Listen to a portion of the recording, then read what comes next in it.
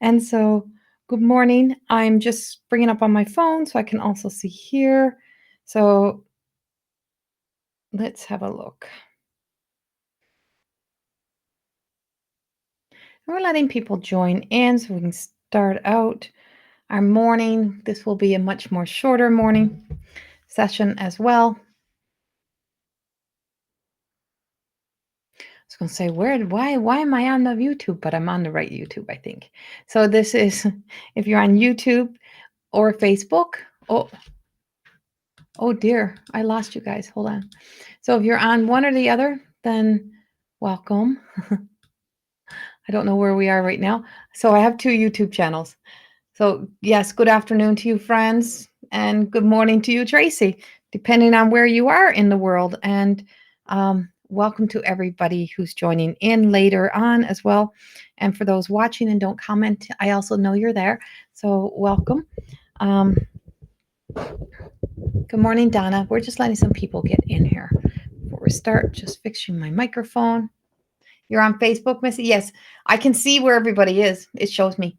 I see a little like icon that says if it's red. Now I can't see. It shows me red or a red or a blue. And so I love knowing where everybody is. Yes. Yes, Tracy, you just seen Leah. She was sitting in my chair. And that's because I'll just shrink this for a moment. I'm trying to set up my podcasting system so that I can start on my YouTube on the She Is channel, where I'll start broadcasting over there, but I'm not allowed in. So that's the sad news of today, that we're not going to be, yes. Yes, I am a very, very busy girl.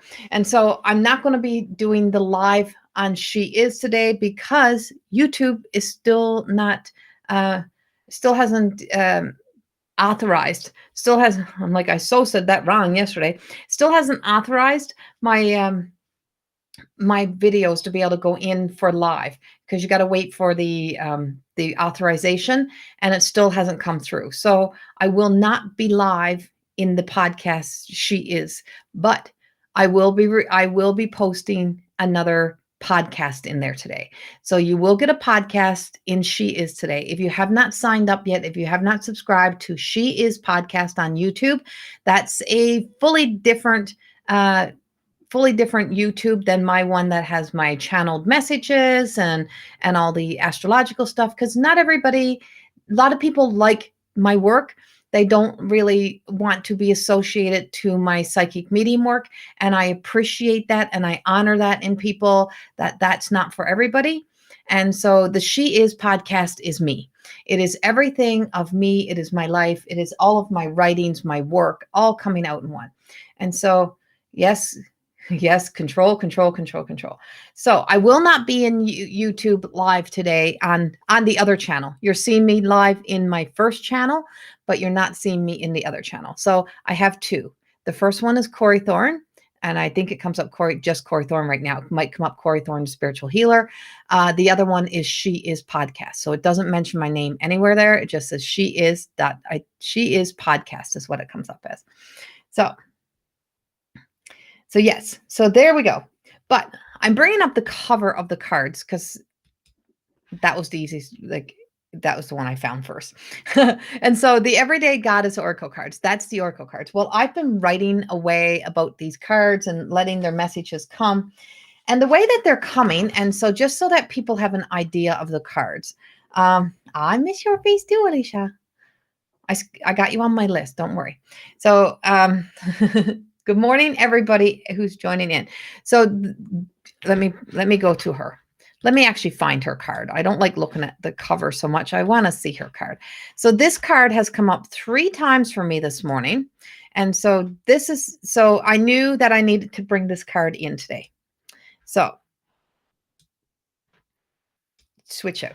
So this is number 1 of the card, and this card I kept shuffling and it kept coming up and I kept pulling it all morning. So I decided to print out some of the forms, some of the messages, and I printed out this big.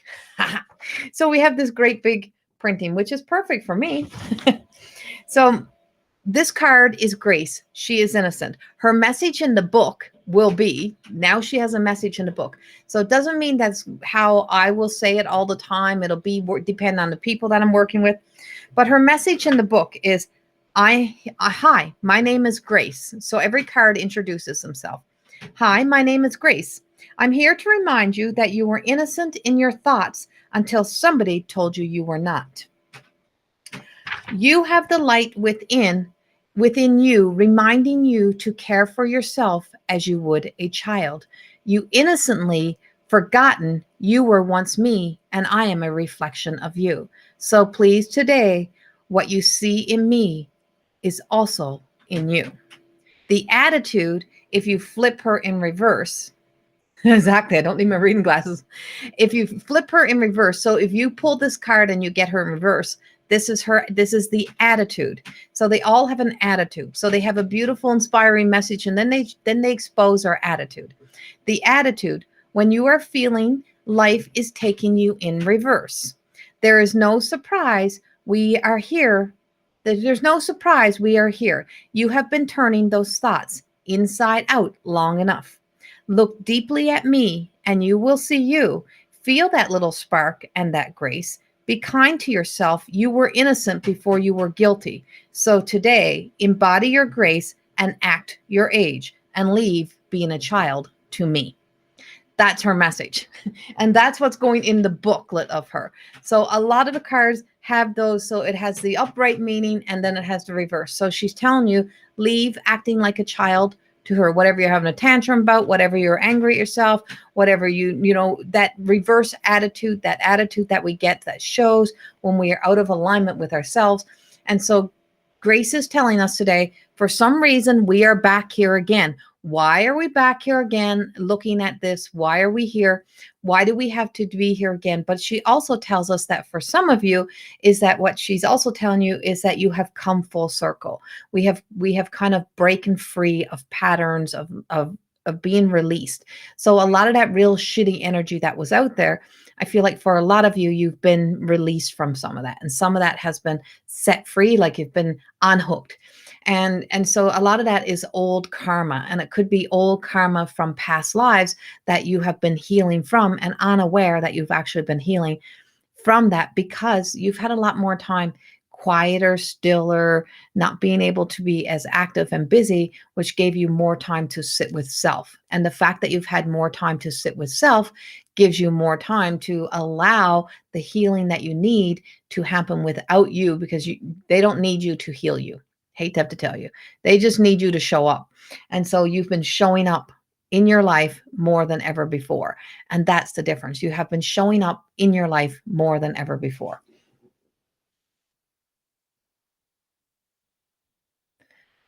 Shauna, so much news, so confusing. I'm going to have trouble keeping you and where you are all the time straight.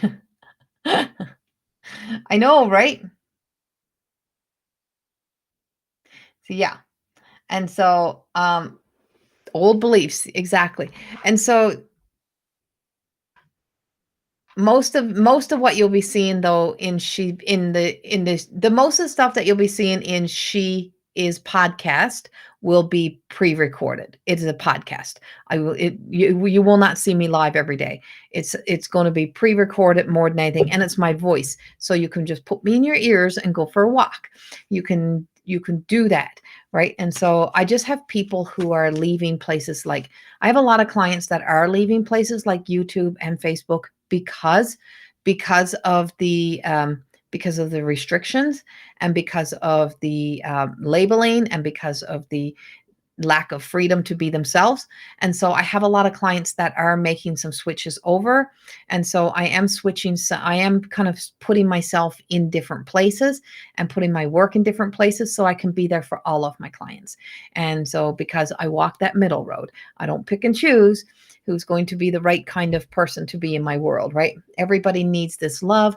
Everybody needs this unconditional love, or this unconditional, love. And everybody needs this light that flows through. So trusting that journey, trusting that journey. And so as you're looking at in the cards, you're actually seeing the newest card as well, by the way, just to let you know. Okay, we're going to shuffle through. take that one down. Hello, hello, hello, everybody. Good morning. So let's shuffle through. Let's see what we got. I got my granddaughter coming this morning. She's driving back home, going to see me, coming to see me on her way home. Okay.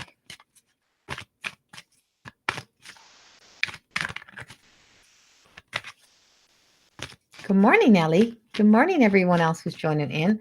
Felicia, Catherine, Missy, Shauna, Alicia, Franz, Joy. They're on their way. Yay. Juanita, Angie, Mandy, Tracy, everybody. Thank you. Thank you for being here with me. Yes, I get a little hour with my baby today. And then I'm in school all weekend. Well, I'm in a writer's workshop all weekend. So kind of boring all weekend. Okay, our next card is Jules. And Jules don't have her full writing yet. She hasn't given it to me. And she's the Sephiroth of pain.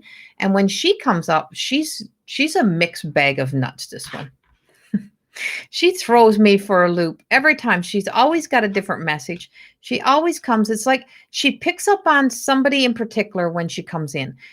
It's like she just knows how to hone in on specific energies. So let me find her and bring her up. So we go all the way from a maiden, from a little innocent number one, to the crone who is Jules. And she's holding the world in her hand. She's holding all the energy. So she's holding all of the human energy in her hands. She's holding all of the energy centers. So the 7 chakras in her, what they called, or 7 energy centers, whatever you want to call it, the power of the 7s, like the 7 trumpets, the power of the 7s, the 7 energies. And so the 7 energy systems, and she's telling you that everything that you need is inside of you. And if you're not trusting you, then you are your issue. You are your problem. And this is where the number 1 innocent card comes in too, is that the biggest issue we have in this world is ourselves, is that we become our biggest problem. We create our biggest problems. We make the biggest enemies. We become the enemy to ourselves. We become the enemy to the world. And so she's giving you that look like that. She's crystally clear. Her eyes, she can see to your soul. She can see to the essence of you. And she's pointing out all of the things that you lay out, that you out into the world, that you're unwilling to do yourself. You want somebody else to do it. And so it's that whole imagination. We create this fantasy world that we live in, and we live in that fantasy world. Right? Still self-growth happening. And so there's a lot of that fantasy, imaginative world that's being created around creating our enemies and creating those things. And what Jules is telling us today, okay, if you can look into your own eyes and you can find that enemy, then you're finding the enemy in everybody out there. You're creating that. And so what are you creating in your world today that is taking you out of alignment with yourself? And who are you turning out to be guilty? You might not be as guilty as what you are creating a story around, is what they're being told. They're like, come into us, come back home, come back in here. And so Jules is really about, she's like, listen, see how beautiful this is? See how simple it is? All you got to do is put it all in your hands. Take ownership and responsibility for what you need to do in this world. Because when we have that much misery, and I don't mean just when you're going through your fated grief experiences and you need to allow yourself to grieve, because even if you're avoiding your grief, then that's on you, right? It's like you need to allow that experience. I mean the everyday stuff. It's that everyday life that we live, like the everyday goddess. We all have those everyday lives. So you all live this everyday life, and this everyday life is as sweet or as awful as you want it to be. So if you spend all day sitting in the corner of the couch watching the news, and you're watching everything that could go wrong in the world or that's going wrong in the world, then your whole world is going to be wrong. If you get up and you go for a walk and you go in nature and you see nature, you still see there's still some good things in the world. And the whole point of when we talk about my work, where I come from channeling and the mystics work, when we talk about, without any ego involved, when we talk about a new becoming the new world. What we mean is we ourselves individually have to create in our eyes the new world that we want to live in and want to exist within. And that means that you have to start to see that not everybody or everything is the enemy, and that we can drop the sword. We can put down our words and our thoughts of what we think other people are thinking or what we think other people are, and we can let those things go. And when we do, we can turn around and face our own fear. We can look at ourselves. Turn around means turn inward, turn into you, and look at how is all of this serving you right now to be able to stay angry, to be able to stay fearful, to be able to stay any of those things.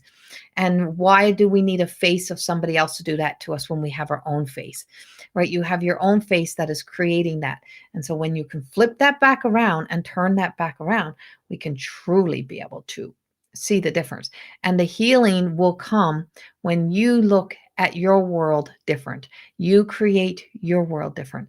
What, why am I holding and harboring so much pain around the past? Why am I continually putting myself in this misery story? It's like if you went to the desert and you seen a cactus, you would see those little prickly little thorn things sticking out of it. Now, would you go over and push your hand right into it? Or would you stand back and observe it and look at it and think, you know, is there a way to get to the good stuff in there?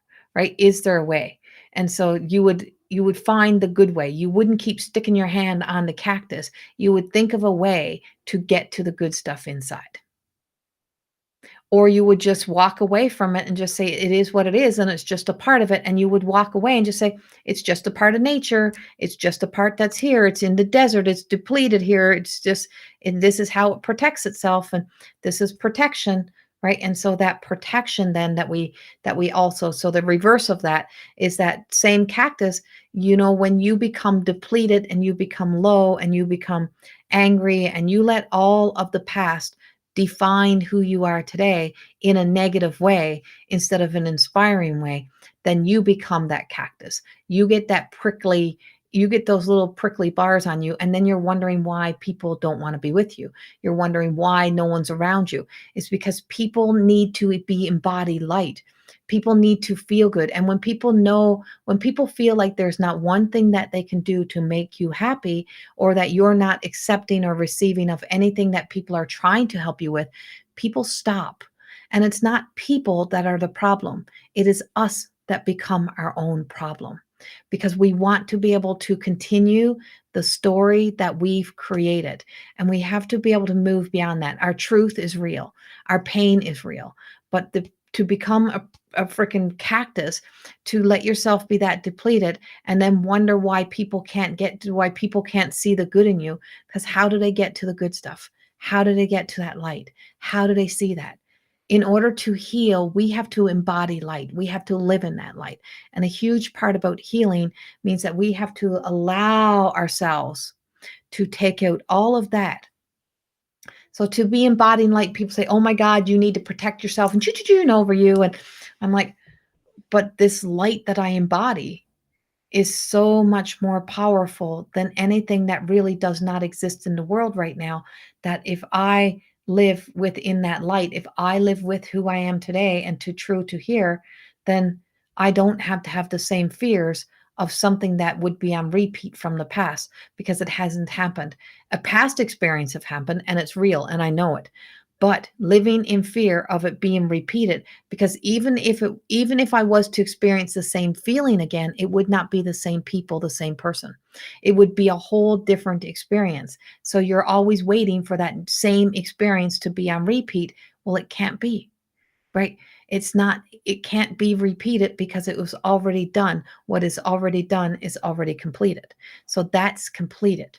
It is everything else that has us in alignment. So that light has the power to really truly shine so bright that you lose that sense of a fear of what you call darkness. Yes, watch from the beginning if you're just coming in.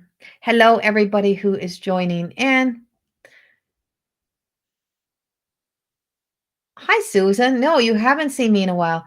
Uh, Good day to stop in.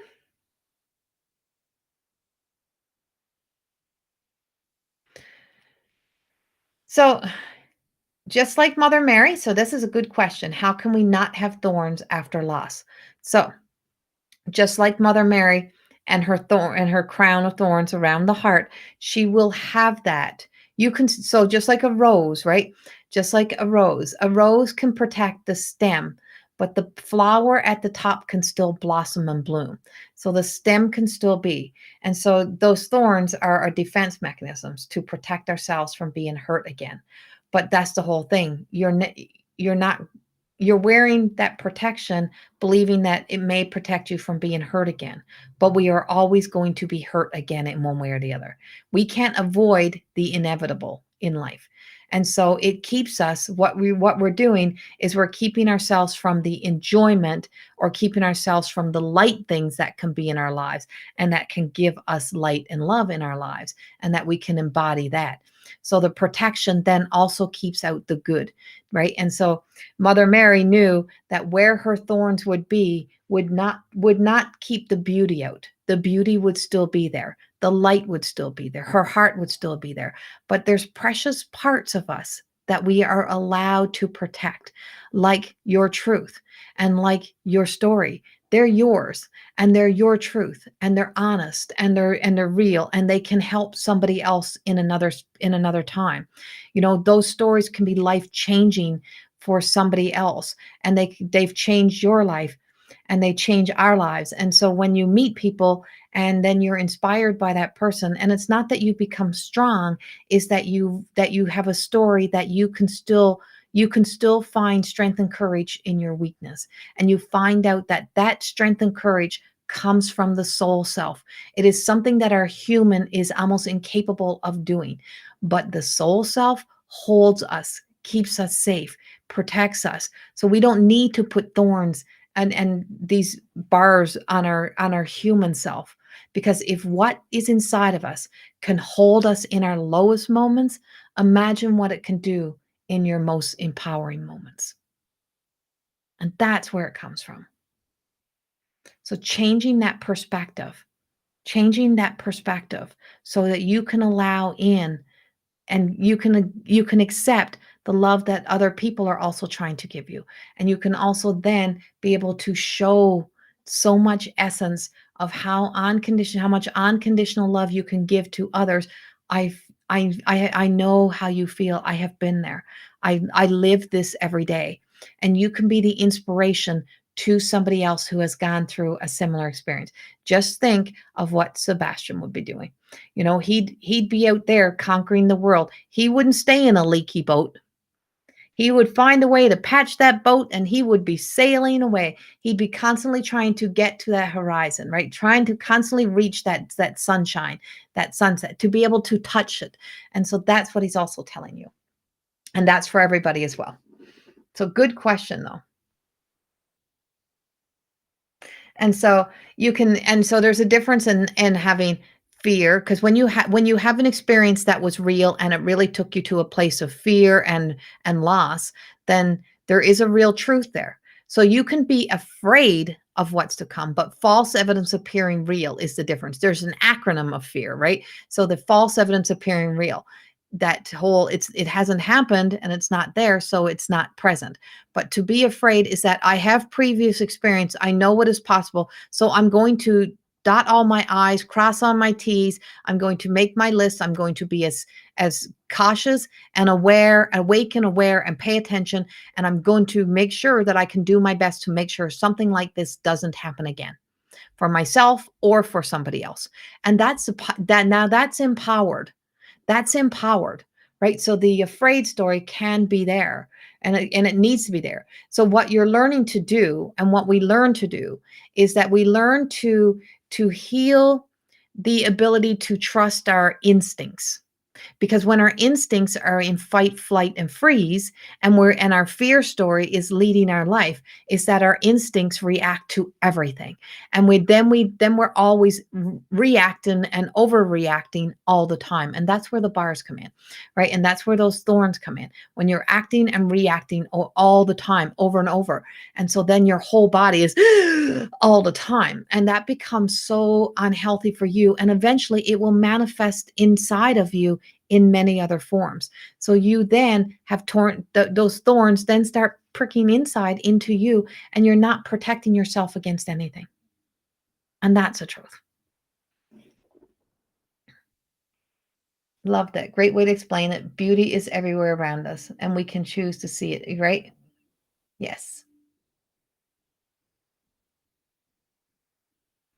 Right. Yeah, Ashley, you also lost so many people in your lives, right? And so you're wrapping that around you, and you can hold, you can hold that. And so in my book, More Than Existing, this is the hard copy because it comes in both. In the book More Than Existing, I speak about my experience with Jesus. And whether or not you're Christian or you believe in Jesus, I don't care if you believe in rock, moon, stars, if you're atheist, it doesn't matter. You have a belief in something that you believe in faith that you hold strong, whether it's just you, right? And so this whole sense of the cross, and when I wrote about this in the book, was that I had Mother Mary take me to the sense of Mother Mary took me to the cross, and she led me by the hands, and I had to get up and put this. She said, "Take this crown and place it on the head of Jesus. Do you feel this in your hands? This is what it feels like to hold everything that you hold. You have to let this go." And this was an awake dream. And I was laying there and I'm like, no way. No, I will never, I don't like to cause other people pain. There's no way. And she said, but your suffering and your avoidance and your not being present also causes people as much pain as everything that you're not trying to cause people. It's because the suffering that's in your hands and your fear is crippling to you. And so I had to take that and I had to put it onto the head of Jesus. And then I told the story for years that I placed that on the head of Jesus. And I did it. And I looked into his eyes and I could see that in his eyes. And he told me to surrender over that. And so that we stop crucifying ourselves all the time for something that was, that we couldn't have changed, or that was not to be any other way. And so when I did that, I was at the end of writing the book, and in the last chapter, I'm like, I'm done. Yes, yes, I'm done. And then one of my mentors who's on the other side came through, Dr. Wayne Dyer, and he says to me, "No, you're not done. You have to push it a little bit further. There's still something inside of you that you need to push. You need to push yourself to let go." So I wrote an extra chapter, and the extra chapter ended up being about the ladder. And I'd never explained the ladder that I climbed. So, okay, I was so called at the top of the ladder, but I wasn't. And the thorns that I had held and what I had wrote in the last chapter, I could not have been done the suffering. I could not have placed the crown fully on the head of Jesus because I was still living in pain and suffering. I was still criticizing, judging myself. So I had told myself another white lie that I was done, but I wasn't done because I still wasn't closer to the happiness, the joy and happiness. And I said in the very beginning of the book, I will write this as if I have achieved. And I knew that I had not achieved. So I said, I'll write it as if, because I knew I had a lifetime of work to do, but it was there. So in the end of the book, I took the crown and I had to push it all the way down. I had to let go. And so that you're not holding it, you're aware of it, you know what it can do. So you know pain, you know those things. And I'll always be aware of what that means and what that holds. But you can't keep being the one to put yourself on the cross so that you can suffer that way. Right.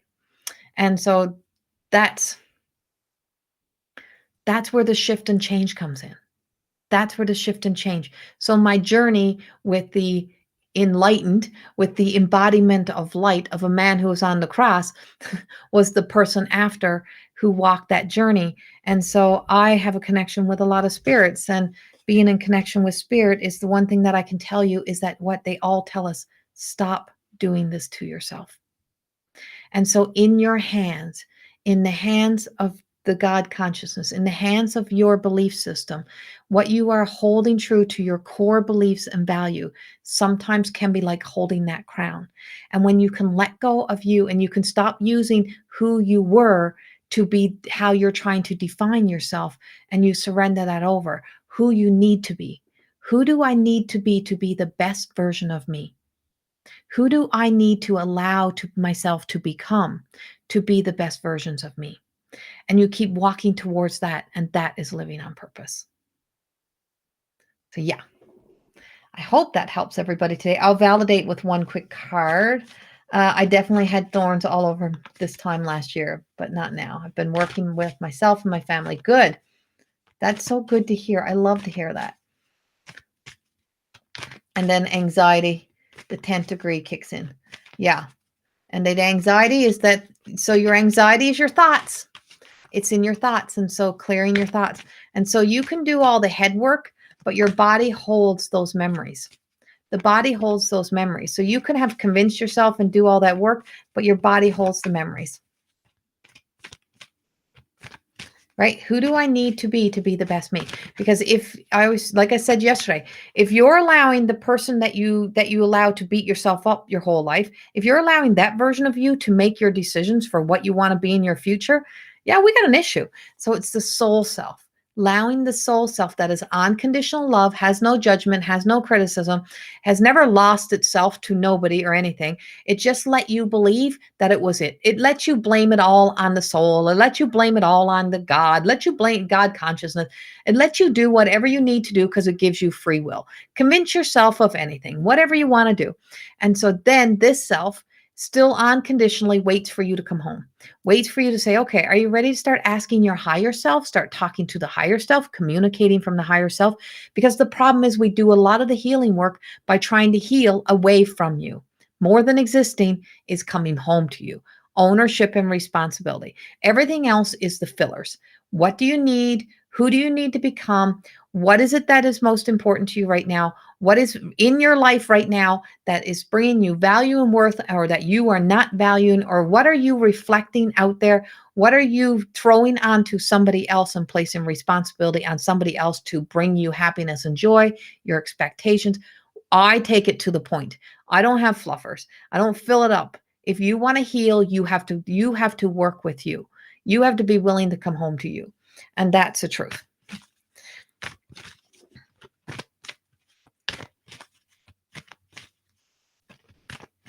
So valid. Oh, thank you, Teresa, that you could not put it down. And so there's a little secret to that book. It'll never read the same way. You can read it 100 times and it will never read the same way to you.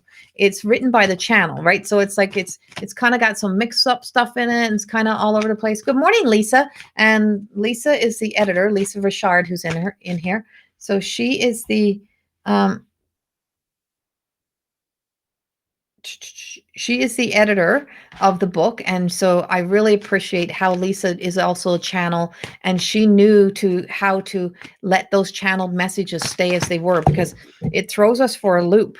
And so it's meant to be read many different ways.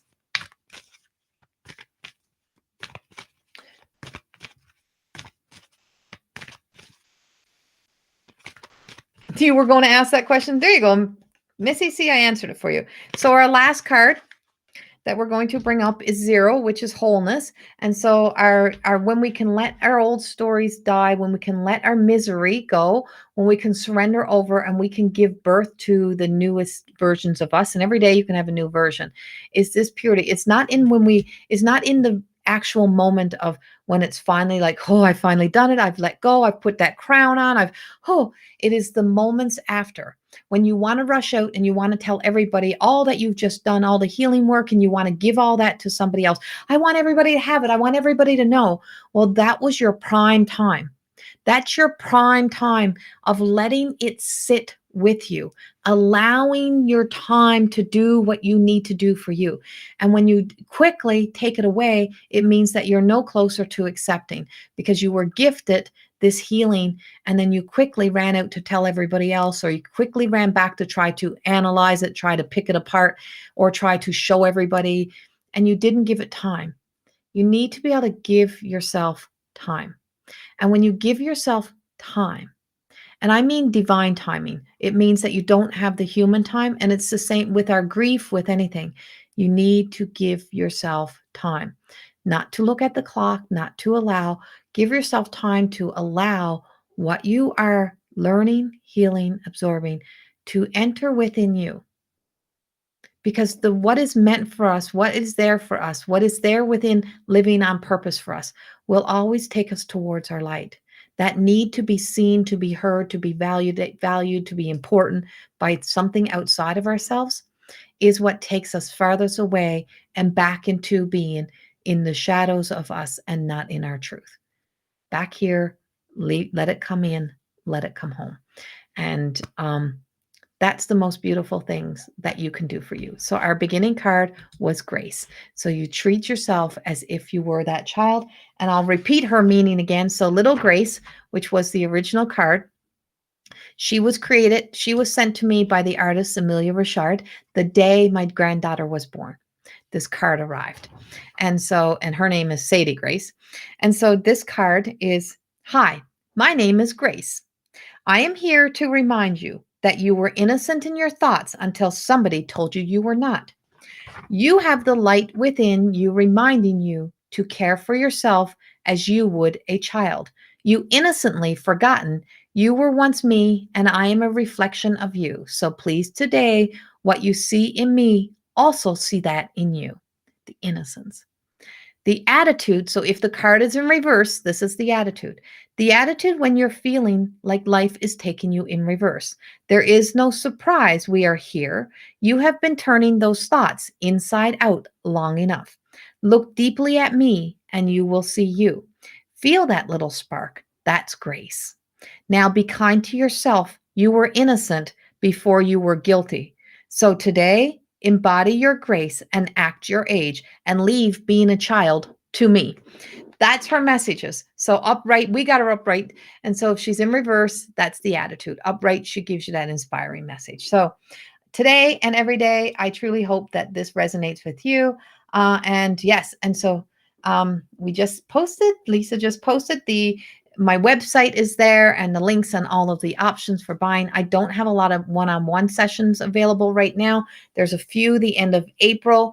And then I think I am only doing collective readings and all my YouTube readings and all of that stuff. And then here for a few months, I'm taking some time to build everything else and to get the rest of the books finished and to get these babies published. So this is the Everyday Goddess Oracle cards. This is my beautiful cards that I've created with the artist Amelia Richard.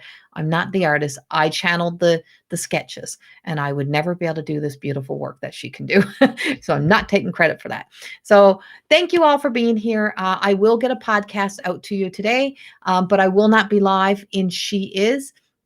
So my newest YouTube channel, She Is Podcast. It's going to be all podcast, mostly audio. There will be some vlogs in there, but I was going to go live, but it still hasn't been authorized yet for me to be able to get in there. So I can't do the broadcast in there today.